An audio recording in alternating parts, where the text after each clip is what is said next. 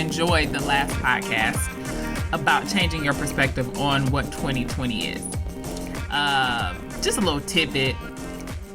A lot of us are expecting that as soon as 2021 hits, like it's going to be this big shift and change, but it may be 2020 2.0. I don't know.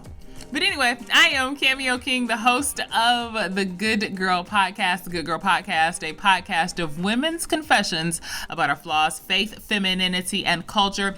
Everything is on the table. This week, we're actually going to have a special episode, a special edition. I like these special episodes and special editions.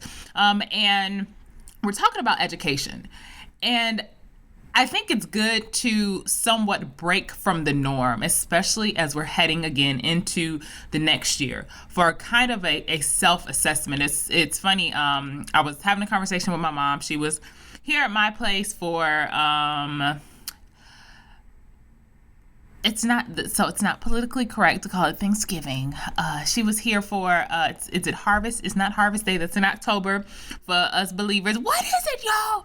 I had, me and my mama was up here. We ate some food. We had fun and fellowship. But anyway, I was talking to my mom about what these holidays tend to do.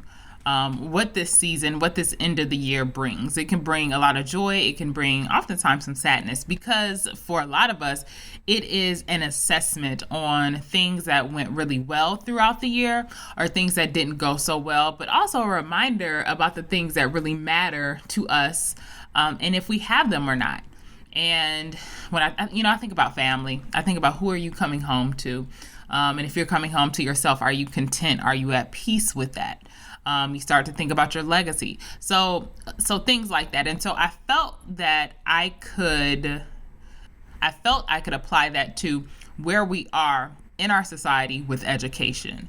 And I chose education for this episode because it affects every part of who we are. It affects where we live. It affects how we love, how we interact. It affects how we think. It affects the progress of our society, emotionally, socially, how we evolve.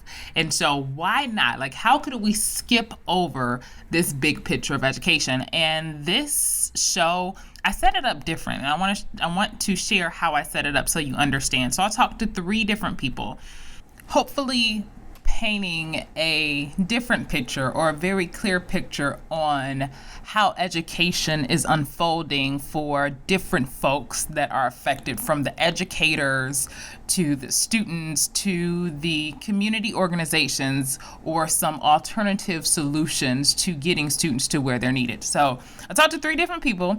The first person I talked to lay this clear landscape, and y'all, she laid it. She to lay this landscape, to give us a strong, solid foundation. You'll hear my response to that. She comes out strong.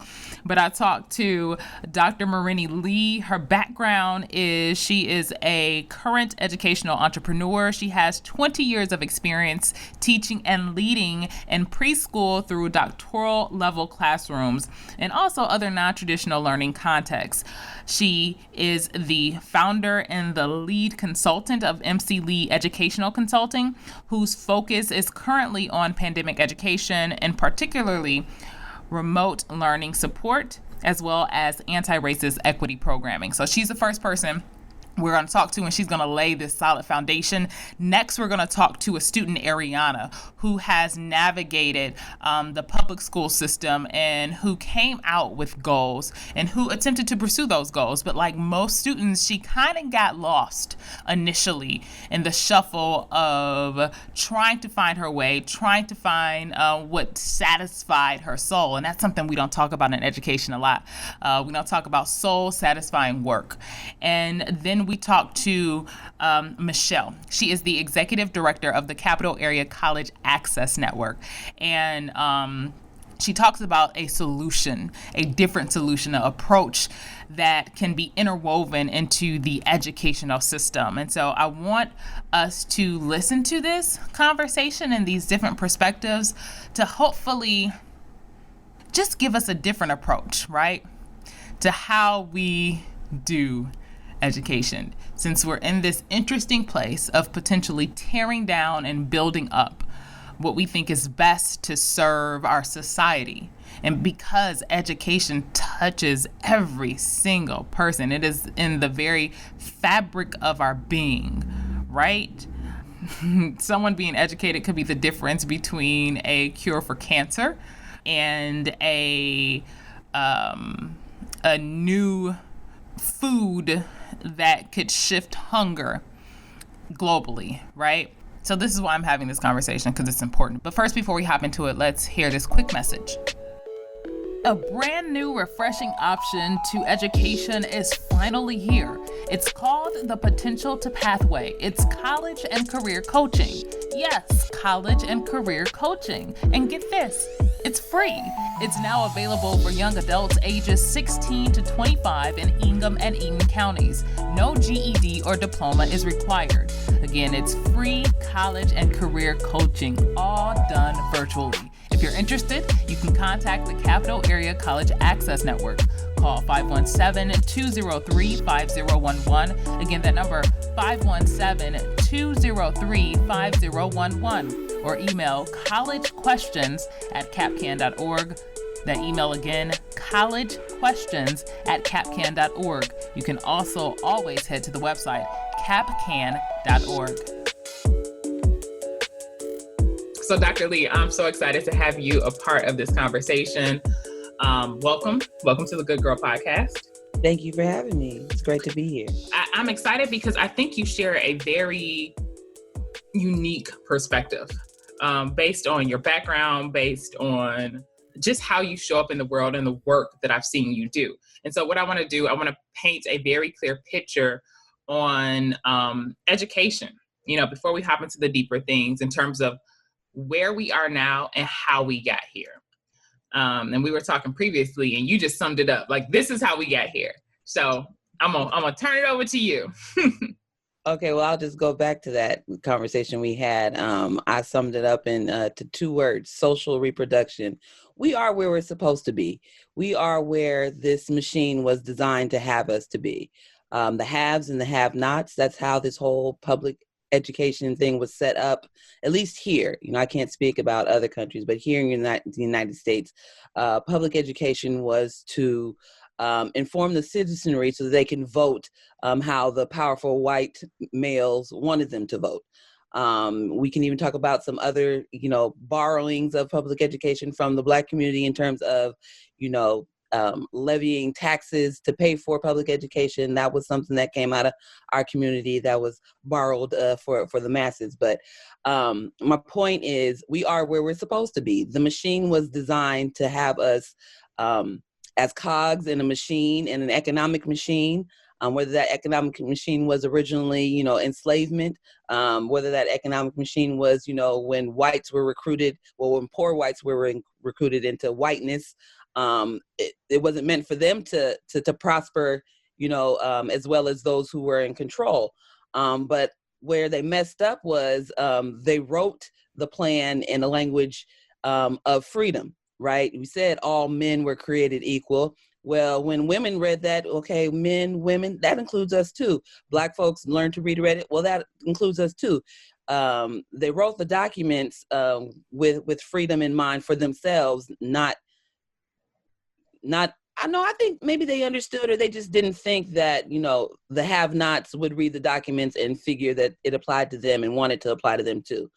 And I know I kind of strayed off, it wasn't specifically talking about education, but it connects to education because it's about freedom, right?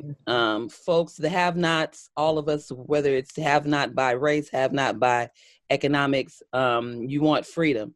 Right. In those documents, public education, democracy, those promises of freedom were things that we saw and read and want, right? Because they make sense, right? So going back to your question, how did we get here? We got here because the machine was designed to get us here. But what the machine didn't count, or the designers of the machine didn't count on, was the have-nots having access to the blueprints and saying, oh, for real?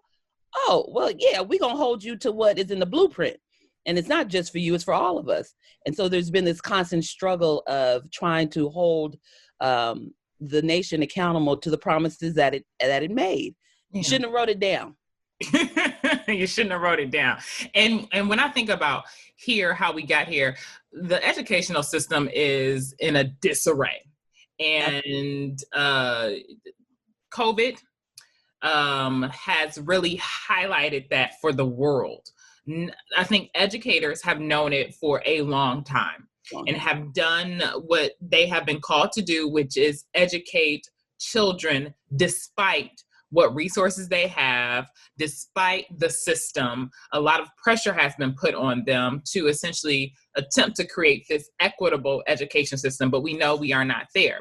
But this is where we are now, in the system that isn't serving our children well at all, continues to create this disparity that connects to everything else in our life. We know knowledge is power, but if we don't have the resources for knowledge, where does that leave us? So, but I also want to say, and I also want to indict educators as well, because we participate in it. And I think sometimes we give our power away to the quote unquote powers that be when we say society does this and society, we are society. So, I am an educator. And I know it's hard, and everything that you said is true, right? We are under pressure to do things, but we are a part of the system as well. And we perpetuate some of this. So we perpetuate some of the issues that we complain about, right? And so I think there needs to be more balance and blame. Again, and I'm going to light up educators because I am one. Going to light up the politicians and everyone else in society, parents as well too. But I'm gonna indict the educators, because we are the ones, when that door closes and I'm a classroom teacher, I have a lot of power, right? Yes, I have to answer to my administrator. Yes, my kids need to take these tests, but the conversations that I have between me and my kids, that's between me and my kids. And so I need more teachers to be able to walk into that power. I need more teacher educators to quit setting teachers up with these fantasy ideas of how they're going to change the system, but then don't equip them to do that. I need teacher educators to get in line with educational administrator educators, and stop making these principals and superintendents who force these draconian rules upon teachers and take away their freedom to do what it is that we do in a classroom. So I think we need to redistribute some of the blame. It's real easy for educators to be like, oh, woe is me, I don't have enough resources. And that's true, but you do still have a lot of power. MDE is not some phantom, Michigan Department of Education, or even the U.S. Department of Education is not some phantom entity. They are people, right? And so people do things, people make decisions. So let's stop giving these entities these sort of phantom characteristics, and light people up and get people to do things that people need to do. Yeah. Sorry, I went on a rant, but no, listen, you lit them up. I was like, whoa, like if you had a gun, I was like, blue, blue, blue. Girl, I've been at the range, so listen. I said, I'm glad I'm not an educator in that, because man. So you somewhat alluded to this, or you jumped right in it. But going back to painting this very clear picture in terms of where we are right now, how our parents feeling, how our students feeling, and how our educators feeling, because I just don't think that we sincerely grasp what is happening in education right now, but also whatever is happening right now, how that's going to affect the next 4 years, how that's going to affect, even if this is a student's first interaction with learning in the system, how this is going to even shift our perspective, or even if there was a student that was struggling in school and now they're learning in front of the computer, and maybe they're more engaged, maybe they're less engaged, or maybe they went from an 8-hour day to a 4-hour day. To me, it also changes the value of education in my mind. So I feel like that's a big question into a deep, dark abyss, but if you can help us understand, in a sense, the ripple effects and the very practical frustration that's happening with parents, students, and educators. Okay. I'm going to try to use some examples, some real life examples. And I'm going to start with how I think parents, students, educators feel. Everybody is overwhelmed and they're tired. Okay. I work with a kindergartner and a third grader. And most of the time, both of them are smiley, happy, kids. But when they have to sit in front of these screens, it does something to them. One of my kinder had a fit the other day out of nowhere, just screaming, crying. And once he calmed down, I was like, sweetheart, what's wrong? What was wrong? And you know what he said? 5 years old, about to be 6. I want to be free. Wow. Okay. He's 5 years old. He wants to be free. This is his first experience with school. And it's him in front of a screen being asked to make sure that he's on mute or off mute, not to call out, not to be, not that he's being asked not to be excited, but that's what it feels like, not to be excited about learning, because you've got to do it, on screen. You got to make sure that, you go and do the worksheets that your teacher has assigned to you. And so I'm doing all I can to make this a joyful experience because it's his first school experience. Let's switch over to his third grade sister who can articulate that she's suffering, and she does every day. She has a song and dance. I'm suffering. The dog hates me. My brother is crazy. She can tell me like, this is crazy. I sit in front of a computer all day. I need a break. I need a break. She's always asking me for a break. And, I'm conflicted. Do I give her the break that I know that she needs for her mental health? Or do I, help to enforce this crazy schedule where she's sitting in front of a screen for 6 hours with a 54-minute lunch and only 3 minutes between classes? Like, that's nuts, right? So you ask, like, how are folks feeling? They're overwhelmed and they're tired. All of us are. Teachers are tired. Teachers are tired of having to be, I mentioned the prison guard, about the cameras and that kind of thing. Teachers want to teach, right? And we're asked to do the magic that we usually do in person over these platforms, and then we have to be the IT specialist and the troubleshooter at the same time, and not to mention whatever issues a teacher might have with technology. All of that has done what you mentioned earlier. There's a mirror being shown to education, a mirror that is showing us just how bad things are.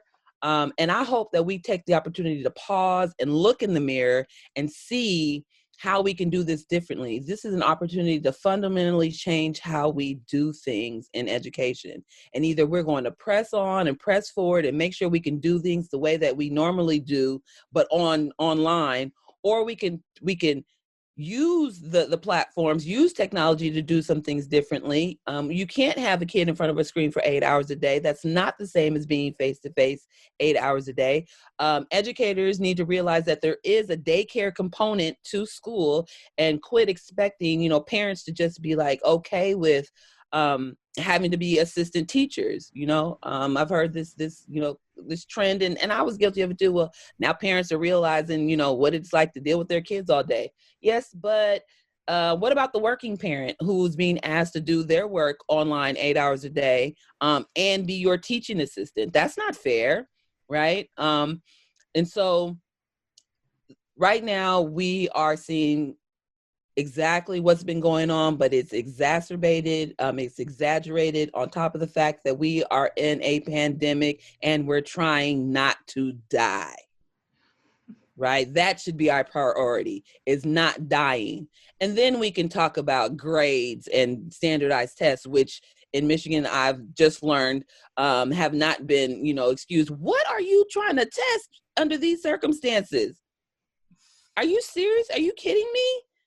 You're still trying to hold money hostage based on standardized test scores in a pandemic? How cruel and unethical and immoral is that? And I understand I'm speaking from a place of privilege. I'm not in the public education system any longer. And, I can dream and fantasize and idealize, but I certainly can and I will. And it will be for the freedom of children. And asking them to do the things that we're asking them to do is not towards the goals, the aims of freedom. Yeah. Yeah. And I think about, again, the outcomes. Like, what is going to be the result of what's happening now? I mean, we already know the result of this system. Some of us have survived. I put survived in air quotes because that's not the goal to survive. The goal is to thrive. In education, we have made huge leaps over insurmountable hurdles in education. Again, that is not the goal. That is not that's not something to hang our hat on. But it's really to remove these hurdles and just redo the system. So I'm just thinking about what then will be the outcome and what can we really do? So it's kind of like expectations versus reality in terms of what do we really want to see for our children? And then let's begin to make those changes. Let's like, I guess it's like impact versus or intent versus impact, you know? Yeah, and I mean, I had several thoughts as you were speaking, and one of the things that kind of struck me was your question about, well, what do we want for our children, right? And that's a very important question. And we need to be honest with that, right? Because some of us want for our children to be free. Some of us want for our children to inherit the privileges that we've inherited, but we don't want the other children to have those privileges as well. I think sometimes those of us on the left or revolutionaries or progressives, we think that everyone wants their children to be free, and that's not true. Well, everyone might want their own children to be free, but they don't want all children to be free. Even folks who holler all lives matter, they don't really mean it. They mean my life matters more than yours, and yours will only matter as much as it doesn't inconvenience me or shift me out of my position of privilege or power. So when you ask what do we want for our children, I don't know, that's a shady question to me, right? I know I want all kids to be free. I want all kids to have, their dreams come true, their dreams, not what I think they should do, not what I thought I saw in them, but whatever they came with innately, whatever they desire, whatever we can nurture in them. We can see very young when kids have talent. One of my friends runs a daycare, and one of her 3-year-olds, when he was 2, he could catch and throw a football like a pro. Like, that's something natural. So how can we, water that seed that we see naturally? Or, some kids who just read early, who like to do, we need to pay more attention to kids, right? But going back to your question of what do we want for our children, is a very interesting question, right? Not just what do we want for our children, what do we want for everyone's children is, I think, a question we haven't asked, right? Not honestly, or maybe we've asked it and the answer has been, well, I want my kids to have the best and I don't want your kids to have what my kids have. We don't say that out loud, but that's functionally what we do when we don't distribute resources evenly, when we don't recognize that institutional racism is a part of the very fabric, the DNA of this nation. And so we can, work towards quote unquote equality if we want to. But that makes no sense if you don't factor in equity. We didn't all start off on the same foot, right? So pushing toward equality is moot, because you are pushing toward, you started off unequal, and then you trying to, it doesn't make sense. So I got a 6-foot hole, you got a 2-inch hole, and you talking about equality. What is 2 inches of dirt gonna do for me? I'm 6 feet deep, right? So back to your question about what do we want for our children? I think a better question is what do we want for all children? And do we really want all children to be free? And I think the answer that our history has said is no, we don't want all kids to be free. Ariana, I'm so excited to have you on the Good Girl podcast. Welcome. Thank you. I'm so excited to be on the podcast. I'm excited to talk about this topic of education. So we just heard from Dr. Lee about where education is, kind of painting a very clear picture on where we've come from to where we are right now, and hopefully where we will transition to. And I think it's so important to hear the perspective of people who have navigated recently through the education system and who are experiencing everything that's happening right now. And so I know you are a graduate of Sexton High School. You're 25 years old.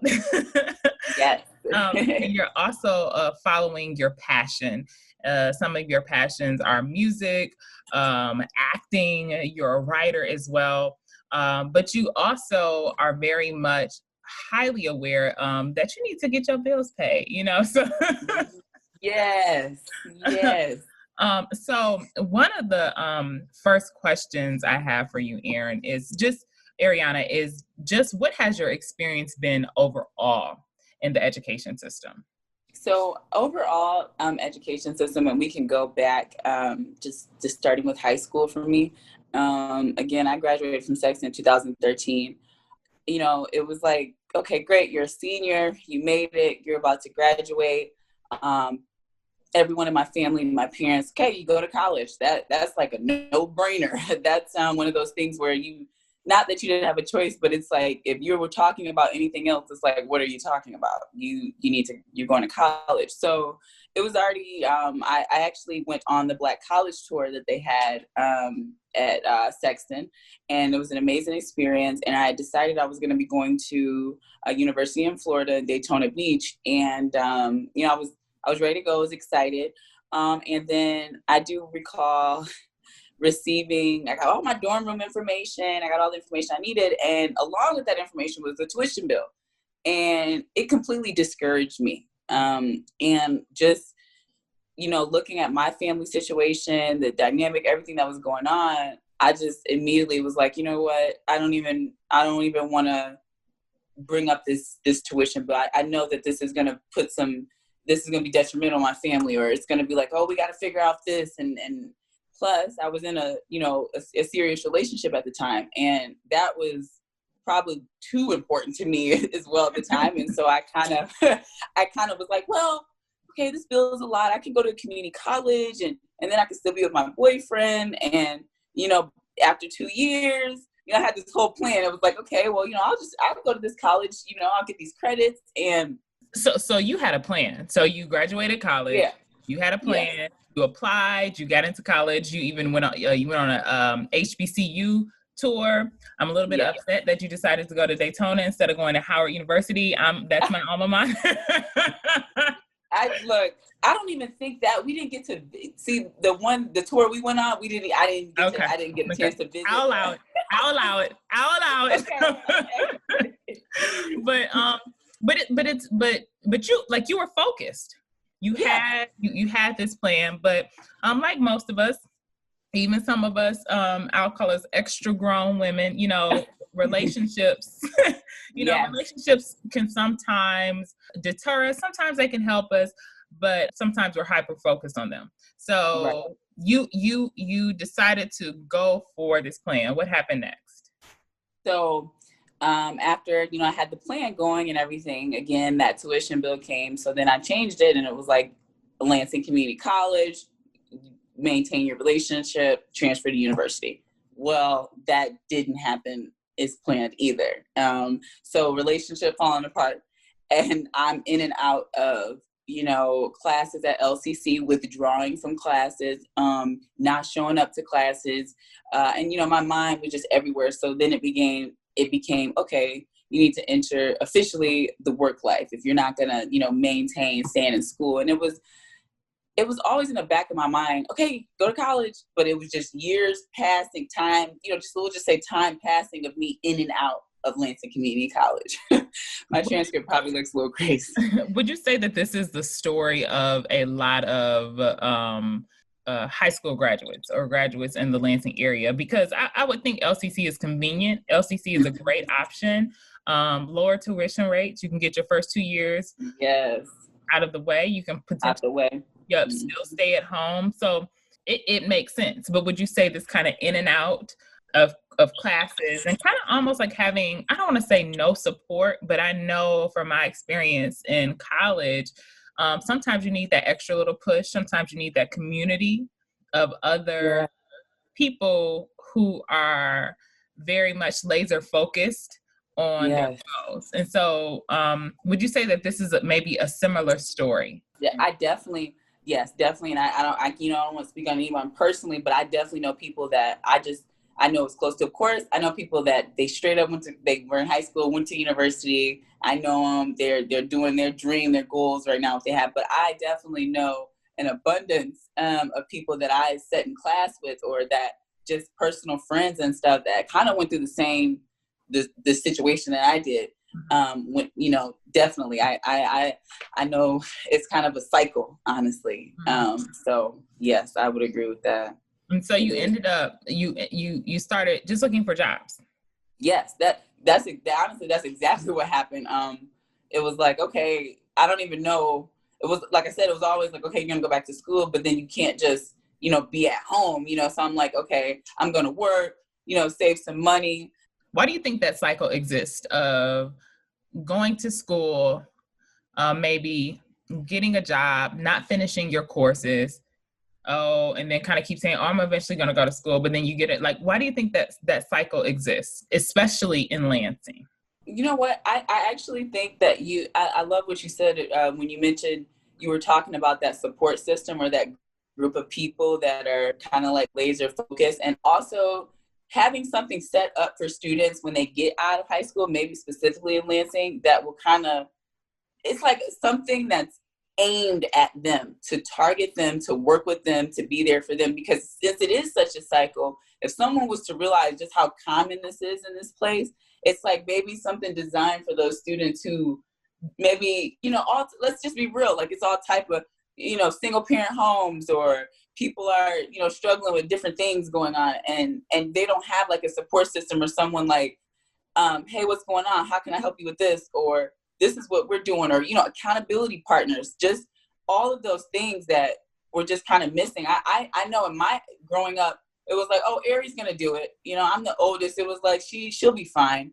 And it was always really, I'm like, no, you know, but trying to keep it together. So I think that cycle specifically in Lansing is just that either you're the student that's not going to do nothing, or you're going to be doing everything. You're just going to excel at everything. There's like not that in between for those people who, man, I want something more. Like, I really do. I want to be great. I got these goals, but there's things happening in my life and I need help organizing, right? I need help kind of, you know, and I got a working mom, you know, dad's work, just people I'm not, you know what I mean? Like, and your friends, they're going through the same thing. So they can't really they don't even know how to really help you as well. So I think that cycle is just a lack of just the support for, I would say, students like me.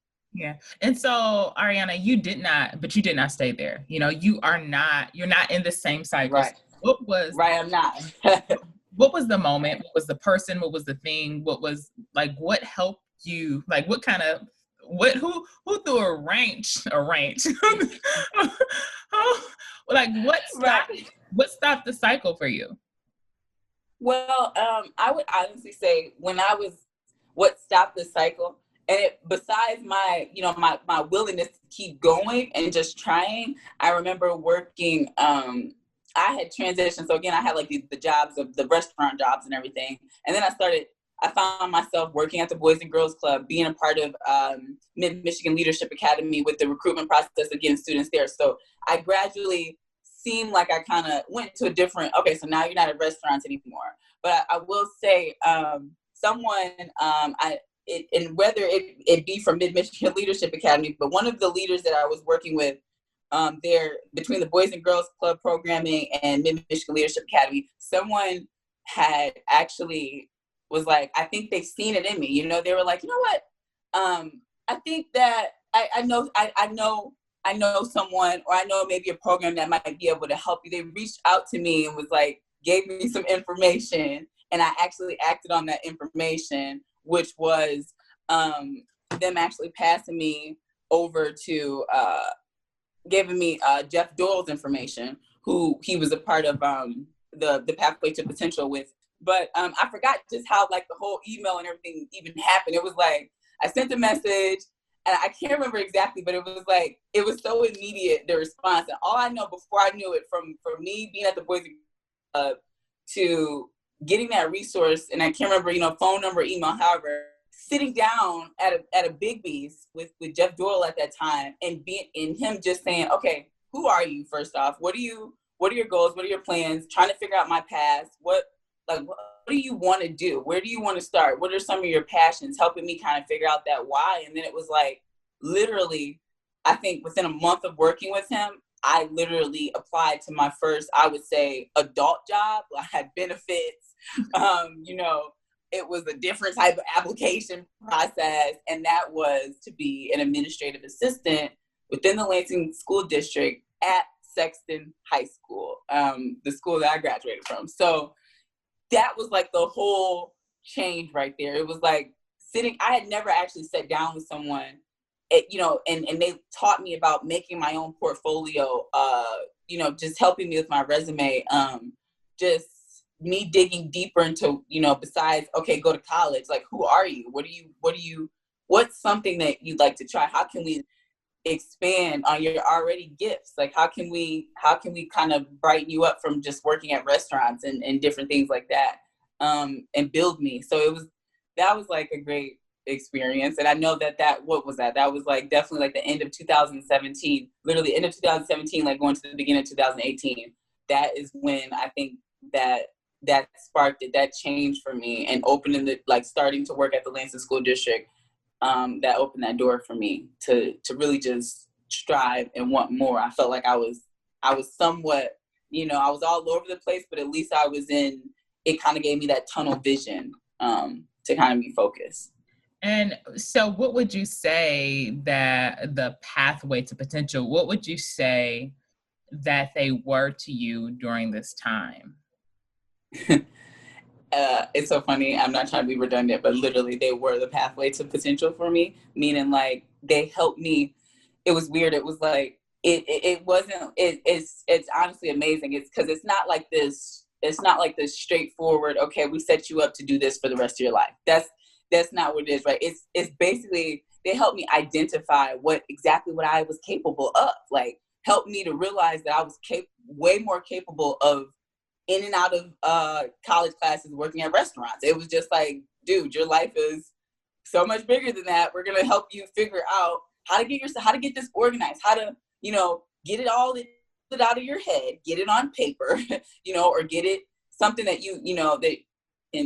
that's tangible for me. And so, that I think Pathway to Potential, it basically directed me. It helped guide me into figuring out the more that I wanted. I knew I wanted more, but it was like, it kind of helped me. Okay, how can you achieve this more? What are you like capable of? It allowed me to see what I was capable of.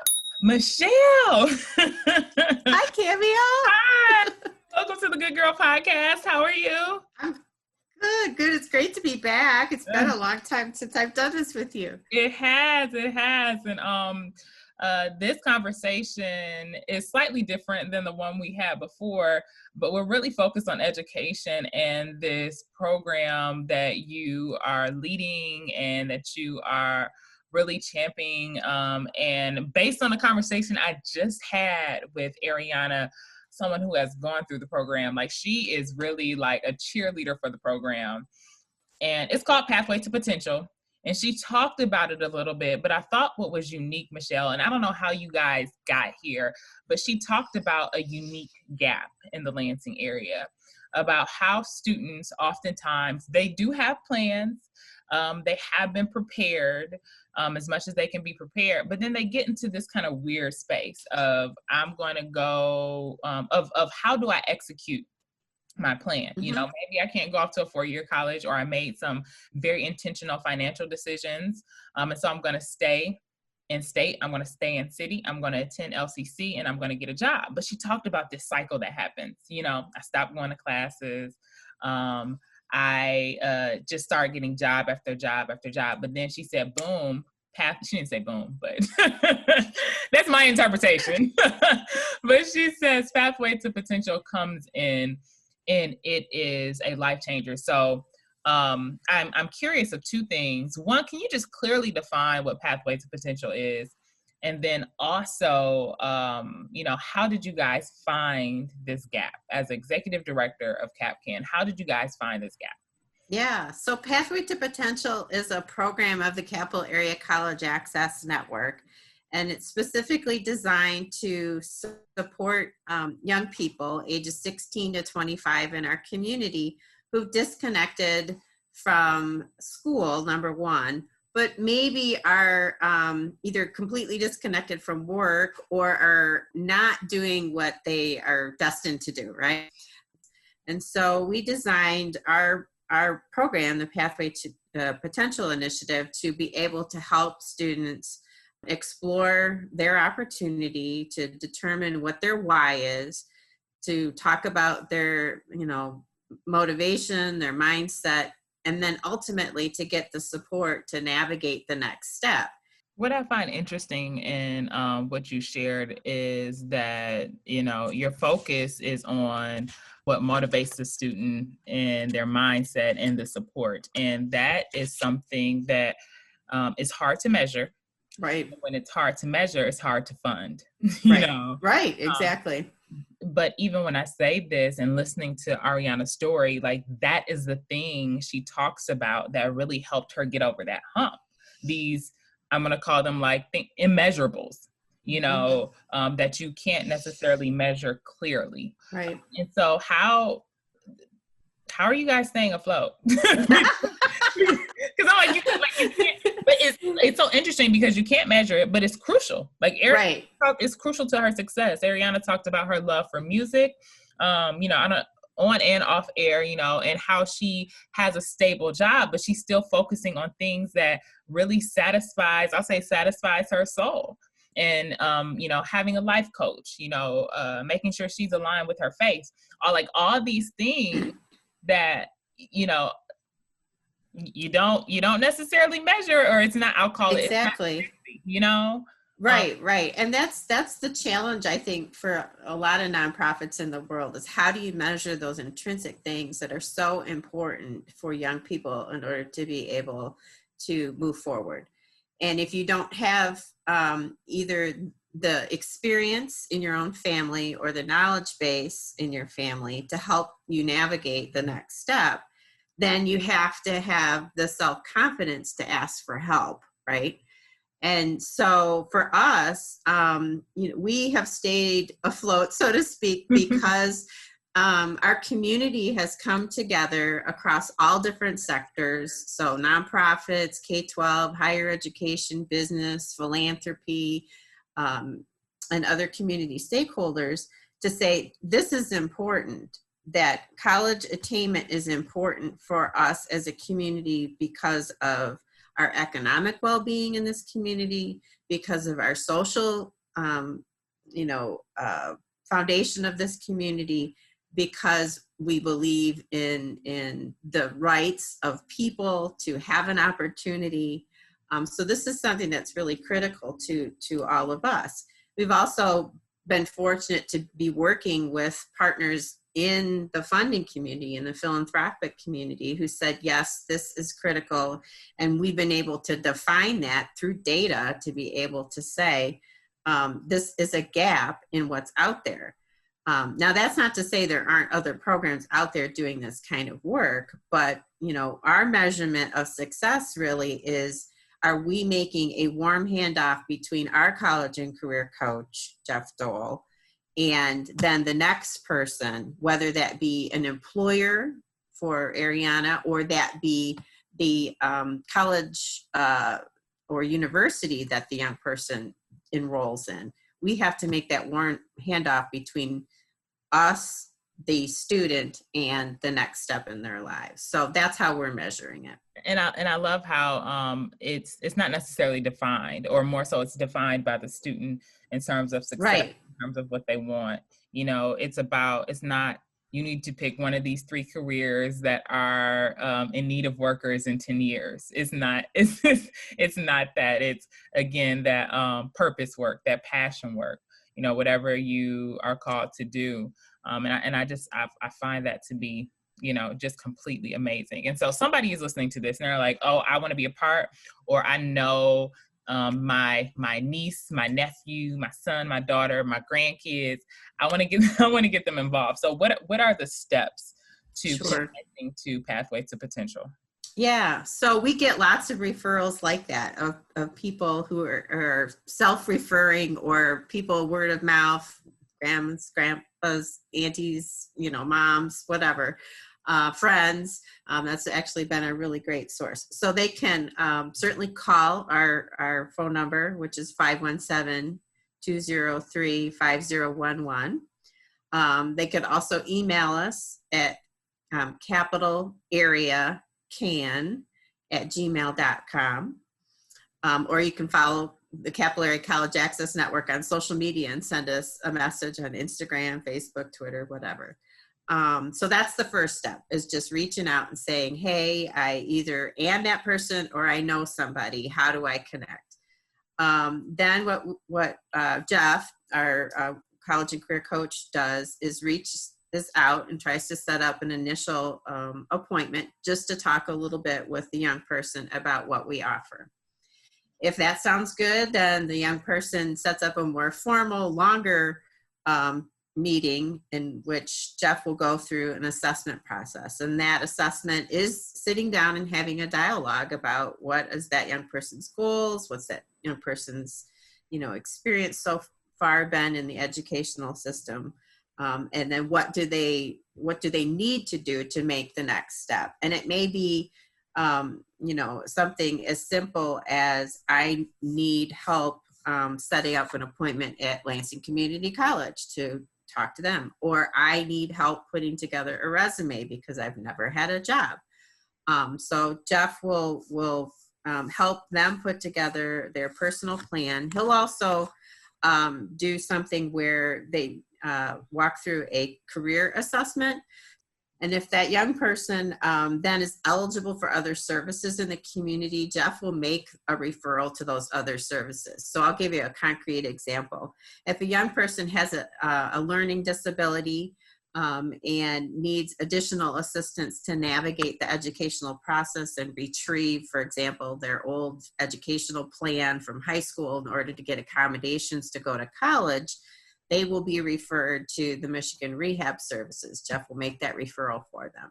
And then that's the warm handoff that I talked about. But if a young person's not eligible for all the other things that are available in our community, then Jeff will continue to work with that young person and help them to follow through on their plan, the student's plan, the young person's plan, not just plan, their plan. And then when the young person feels like they have had that warm handoff, or they've reached the steps, the final steps of what they can do with Jeff, then he'll back away for a little while, but he'll reach out again in a couple of months and say, hey, do you need something else now? Have you been able to follow up on what we talked about? And he can reconnect at kind of any point in time. So it's just really important for us to be able to meet people where they're at. For the work you're doing, how has the pandemic and the educational landscape affected the work you're doing? I think it's made our work even more important. So I'll think of all of the young people that work in the food industry or the retail industry who are putting their lives on the line every day and don't necessarily find that there's a way out of that at this point, and their opportunities and abilities to try to move up and move along in the next step, like Ariana talked about, feels kind of thwarted right now because of the pandemic. So, there are scholarships, the Futures for Frontliners scholarships available now until the end of the year that people can tap into. So it's important to recognize that there's resources, there's support out there to make the move now. You don't have to take your own version of a gap year from continuing your education or trying to, move forward in your goals. Yeah, that's amazing. Is there a cost to the program for the students? No, there is not. This is totally grant funded through our partnership with the General Motors Foundation and with both Ingham and Eaton counties to support the college and career coaching for these young people. So I'll actually post all of that information on our website. as well with this. So if you're interested and you're listening, and maybe you're listening through Spotify or the Apple Podcast, head to our website. All of that information is listed there on the goodgirlpodcast.com website. And so, Michelle, I want to thank you so much for sharing all of the information and just being a great resource, filling this gap in the Lansing area. Thanks. We're grateful to be able to provide this to the community. And certainly with the pandemic, we know that things have become more challenging. And so we want young people to reach out and know that there's support to get to the next level. So I hope you enjoyed this conversation about education. I hope it added to your repertoire of how you are processing what's happening and how you approach education, and also how it has touched your life or continues to touch the lives of people around you. This is definitely a part of the thread of America, how we teach our children, how we educate our children, who educates those, what are the parameters, what are the options. And I want to keep this conversation going. So please comment, share on social media, share with your educators, share with your community folks, share with those people who are in that in-between phase of education about what they could potentially do, possibly what they have faced in the education system, so they're just not alone, or they're just not out there by themselves, and that there are people sincerely willing, waiting, and ready to help them navigate what they want to do, not what we want them to do, but what they want to do. So thank you so much for listening to the Good Girl Podcast. As always, if you haven't, follow us on Instagram, like us on Facebook, and leave comments on not only social media, but on the actual podcast page. Thank you so much for supporting and following the Good Girl Podcast. And as always, please continue to believe in the good.